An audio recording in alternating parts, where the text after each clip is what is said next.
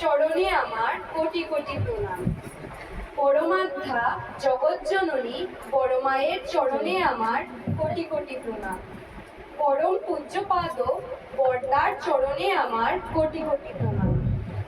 পরম পূজ্যপাদ আচার্যদেবের চরণে আমার কোটি কোটি প্রণাম। এবং ঠাকুর পরিবারের সকলের চরণে আমার শত সহস্র প্রণাম। এবং এখানে উপস্থিত সকল মায়েদের এবং আমার ছোট ছোট ভাই বোনদের জানাই আমার হৃদয়ের অন্তঃস্থল থেকে আনন্দিত জয়গুরু। তো আজকে দিদা আমাকে ঠাকুর সম্পর্কে ইষ্ট প্রসঙ্গ করার জন্য বলেছেন। আমি তো ভালো বক্তা নই, ঠাকুর সম্পর্কে শুনতে ভালো লাগে, বলতেও ভালো লাগে, কিন্তু এত জনসমাগমে দাঁড়িয়ে ঠাকুরের কথা বলাটা অত্যন্ত কঠিন। যিনি এই বিশ্ব ব্রহ্মাণ্ডের একমাত্র অধিপতি, আমাদের পরম প্রেমময় শ্রী শ্রী ঠাকুর, তার কথা, তার মহিমা তো শব্দে ব্যক্ত করা কঠিন। বর্তমান যুগ কলিযুগ। কলি অর্থে পাপ, এবং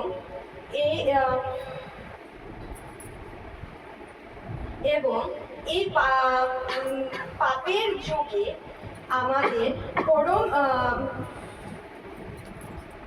পরম ভাগ্য যে আমরা পূর্ণ ব্রহ্ম নারায়ণকে পেয়েছি।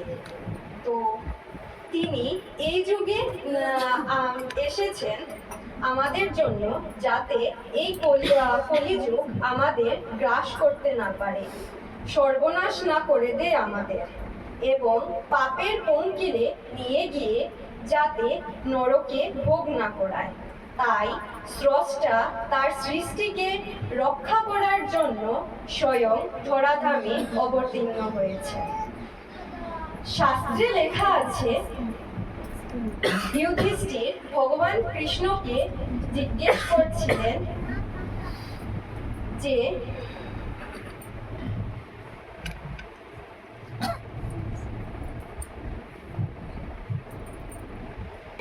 কলরবে কহগতাধর কিভাবে মুক্তি হবে আমাদের। তো শ্রী শ্রী গদাধর বললেন যে চিন্তা করো না, জীবের লাগিয়া আমার যুগে যুগে অবতার, কলি তুলা রাশি আর নাম হতাশন। অতএব নাম করো, যাতে এই নামের মাধ্যমে আমাদের ভিতরে যে জৈব প্রবৃত্তি রয়েছে তা যাতে নির্মূল হতে পারে। তো আমাদের পরম প্রেমময় শ্রী শ্রী ঠাকুর এই কলিযুগে অবতীর্ণ হয়ে আমাদের বললেন যে বললেন নামের অনুযায়ী যাতে আমরা প্রতিনিয়ত নাম করি। তো এই নাম করলে আমাদের ভিতরে যে জৈব প্রবৃত্তি রয়েছে সেটি চলে যায়। এই বর্তমান যুগে আমরা দেখতে পাচ্ছি যে আমাদের আশেপাশে কি হচ্ছে, যুদ্ধ, দাঙ্গা, হিংসা, মারামারি।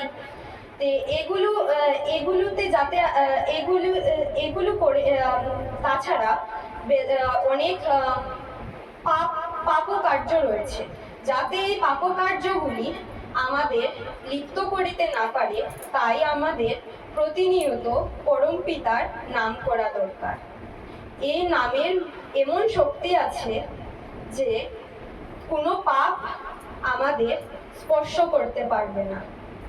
তো শ্রী শ্রী ঠাকুর আমাদের আরো বললেন যে বর্তমান যুগে তো আমাদের কাছে এত সময়ও থাকে না। পুরাতন কালে ঋষিমুনিরা সমস্ত পাপ তাপের হাত থেকে বাঁচার জন্য নানা ধরনের যজ্ঞাদি করতেন। তো আমাদের কাছে তো এত সময়ও নেই। তো ঠাকুর আমাদের জন্য কি করেছেন? ঠাকুর বলেছেন যজন যাজন ইষ্টবৃত্তি, করলে কাটে মহাবৃত্তি, আর ইষ্টবৃত্তি হচ্ছে নিকুম্বলা যজ্ঞ। আমরা যদি প্রতিদিন ব্রহ্ম মুহূর্তে উঠে ইষ্টবৃত্তি করি, তাহলে আমাদের জীবন থেকে সমস্ত দুঃখ দুর্দশা কেটে যাবে, এবং একটি নিকুম্বিলা যজ্ঞ যে করার যে ফল, সেই ফলটা আমরা এই ইষ্টবৃত্তির মাধ্যমে পেতে পারি। তো ইষ্ট তো আজকে আমি আপনাদের একটি মায়ের জীবনী বলছি। তো সেই মায়ের জীবনে কিভাবে পরম দয়াল শ্রী শ্রী ঠাকুরের কৃপা দৃষ্টি হয়েছিল, সেটাই আপনাদের সম্মুখে একটু তুলে ধরার চেষ্টা করছি। তো একবার এক দাদা দীক্ষাপত্রের কাজে একটি গ্রামে গিয়েছিলেন। তো সেখানে গিয়ে তিনি দেখলেন যে এক বয়স্কা মা নির্ঝরে কেঁদেই চলেছে। তো ওই দাদাটি মায়ের কাছে গিয়ে বললেন, মা গো, আপনি কাঁদছেন কেন? আপনার কিসের এত দুঃখ? তখন সেই মাটি বললেন, বাবা, এ তো আমার দুঃখের কান্না নয়, এ তো আমার আনন্দের কান্না। আমি পরম দয়ালের কৃপার কথা ভেবে আমি নিজের চোখের জলকে কিছুতেই আটকে রাখতে পারছি না। তো মাটি সেই দাদাটিকে নিজের জীবনী বললেন যে ছোটবেলায় আমার পিত্রালয়ে আমি পরম প্রেমময় শ্রী শ্রী ঠাকুরের দীক্ষা নিয়েছি, আর আমার বিয়ে হয়েছে 14 বছর বয়সে। তো আমার শ্বশুর বাড়ির সেই মাটি আরো বললেন যে আমার শ্বশুর বাড়ির লোকেরা কিছুতেই আমার ঠাকুরকে মেনে নিতে পারছেন না। আমি গোপনে বসে প্রতিনিয়ত শ্রী শ্রী ঠাকুরের ইষ্টবৃত্তি করছি, নাম জপ করছি। ওরা আমার উপর এতই অত্যাচার শুরু করেছে যে আমার ঘরে একটা ঠাকুরের ছবি পর্যন্ত রাখতে দেয়নি। তো আমি এসব সহ্য করতে না পেরে আমার যিনি ঋত্বিক দেবতা ছিলেন, উনাকে বলেছি যে ওরা তো আমাকে ঘরে ঠাকুরের একটি ছবি পর্যন্ত রাখতে দিচ্ছে না, বলুন আমি কি করব? তখন আমার যিনি ঋত্বিক দেবতা ছিলেন, তিনি বললেন যে তোমার শ্বশুর বাড়িতে যে সকল দেবদেবী রয়েছেন, উনাদের মধ্যে নিজের ঠাকুরকে খোঁজার চেষ্টা করো। তো মাটি প্রতিনিয়ত ইষ্টবৃত্তি করেই চলেছেন, নাম জপও করছেন, তো নাম জপও করে চলেছেন। তো মাটির এমন দুর্ভাগ্য যে উনার আশেপাশে যে সকল প্রতিবেশীরাও রয়েছেন, উনারাও কেউ শ্রী শ্রী ঠাকুরের দীক্ষা গ্রহণ করেনি। উনাদের বাড়িতে গিয়ে যে ঠাকুরকে প্রণাম করবেন, সেটারও সৌভাগ্য ছিল না মাটির।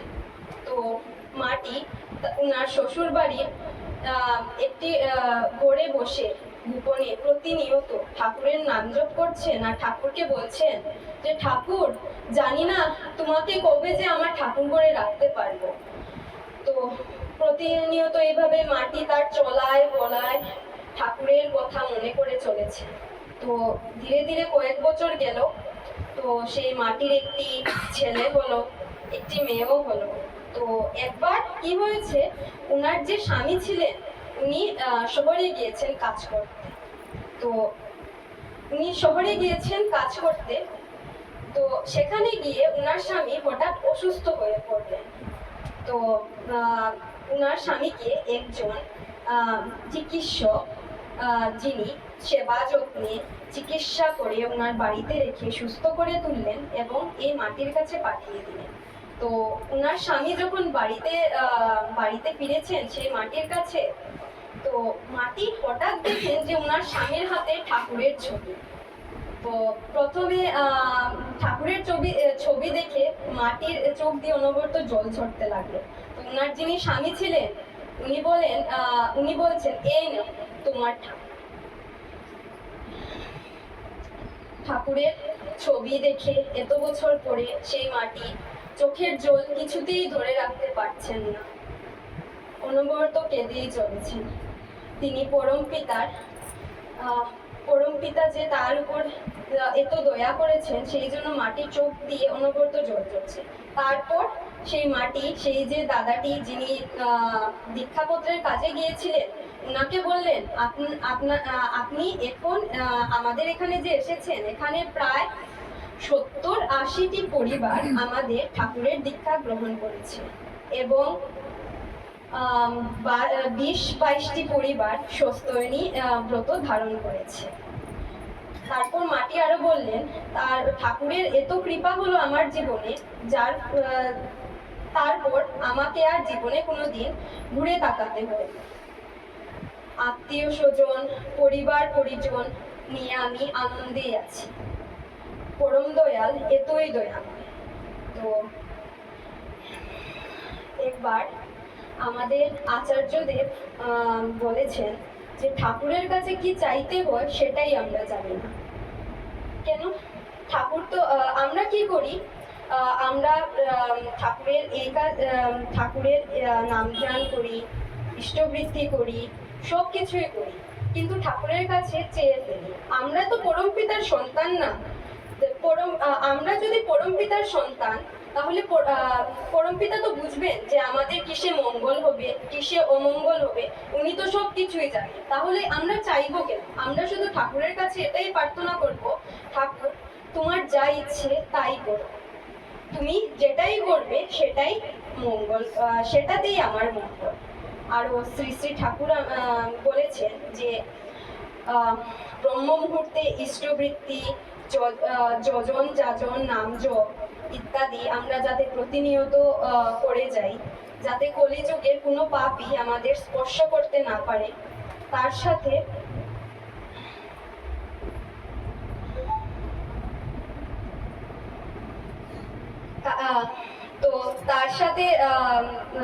প্রতিনিয়ত তো আমরা করে যাই।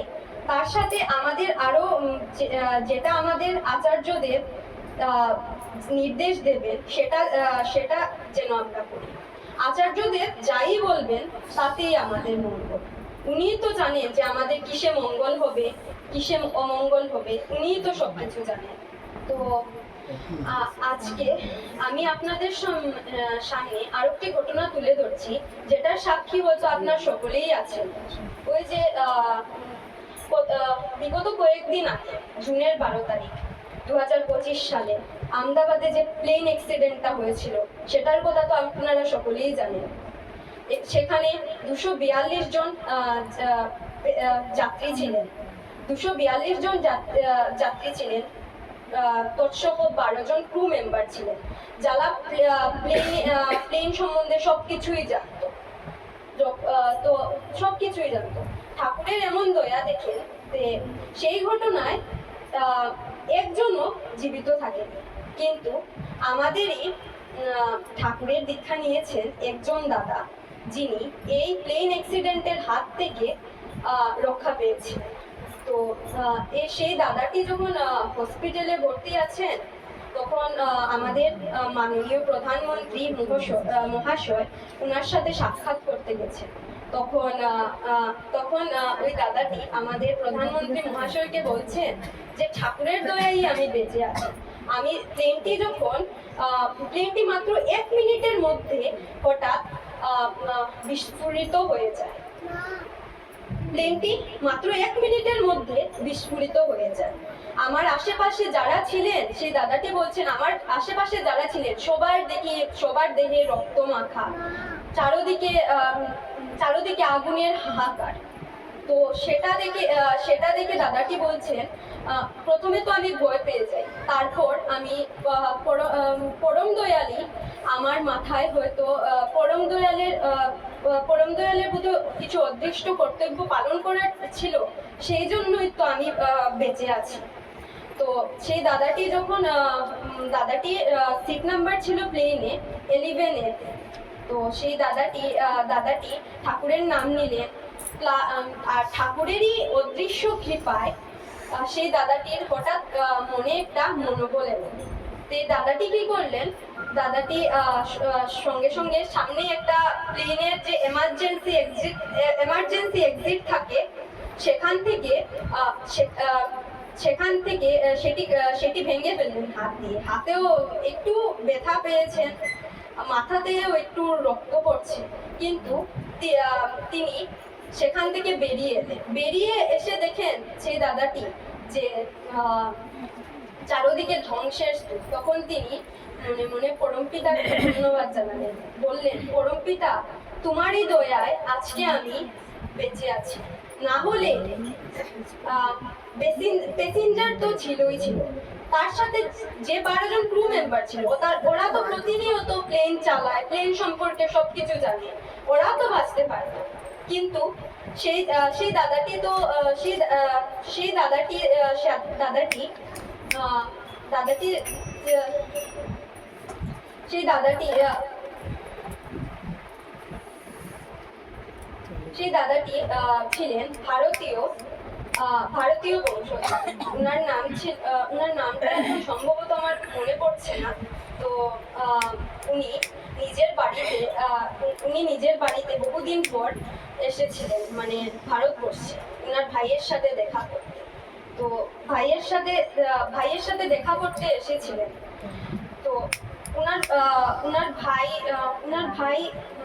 ভাইকে সেই ঘটনায় তিনি হারিয়ে ফেলেন, কিন্তু ঠাকুরের পরম দয়ার কারণে এবং ঠাকুরই ওনার মাথায় উপস্থিত বুদ্ধি দিয়েছিলেন যে এই যে ইমার্জেন্সি এক্সিটটা সেটা খুলে বেরিয়ে যে ঠাকুরেরই পরম কৃপায় উনি বেঁচে ফিরবেন। তো আরো একটি ঘটনা টাইম নাই। যেহেতু আমরা একটি নির্দিষ্ট সময়ের গণ্ডিতে আবদ্ধ, তাই ঠাকুর সম্পর্কে আরো অনেক কিছু বলার ছিল। তো সময়ের অভাবে সেটা বলতে পারছি না।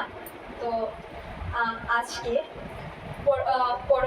যিনি মাতৃ সম্মেলন আয়োজন করেছেন উনার পরিবারের মঙ্গল কামনা করছি পরম পিতার রাতুল চরণে, এবং তৎসহ এখানে উপস্থিত প্রত্যেকের মঙ্গল কামনা করছি শ্রী শ্রী ঠাকুরের রাঙ্গা রাতুল চরণে। যদি কিছু ভুল ত্রুটি হয় মার্জনা করিবেন। জয় গুরু।